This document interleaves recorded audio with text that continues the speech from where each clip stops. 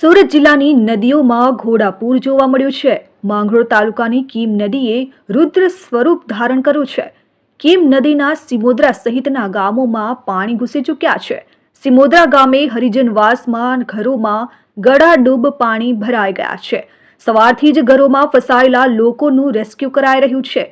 SDRF team દ્વારા ધસમસતા પાણીના પ્રવાહમાં રેસ્ક્યુ કરાયું છે તો કુલ 7 લોકોનું રેસ્ક્યુ કરવામાં આવ્યું છે।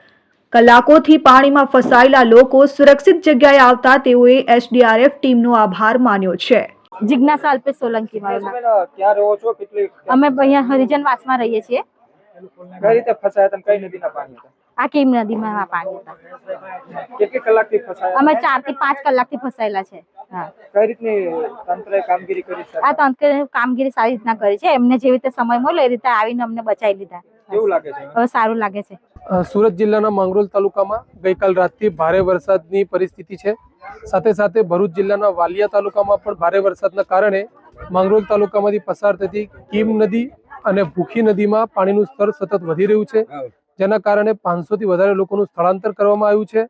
નાની પારડી, લીંબાડા, લુવારા, સિમોદરા જેવા ગામોમાં એસડીઆરએફની ટીમની મદદથી રેસ્ક્યુની કામગીરી હાલ હાથ ધરવામાં આવી રહી છે। સાહેબ નદીઓની કેવી સ્થિતિ છે અત્યારે હાલ માંગરોળ તાલુકાની કીમ નદી અને ભૂખી નદીનું સ્તર ભયજનક પરિસ્થિતિ કરતા નીચે છે, પરંતુ નદીના સ્તરમાં સતત વધારો થતો હોવાથી તાલુકામાં એલર્ટ જાહેર કરવામાં આવેલું છે તથા તાલુકાના લોકોને કોઈ પણ જરૂરી કારણ વગર ઘરની બહાર નહીં નીકળવા માટે એલર્ટ જાહેર કરેલું છે। Bureau report, RN news, Mangrol.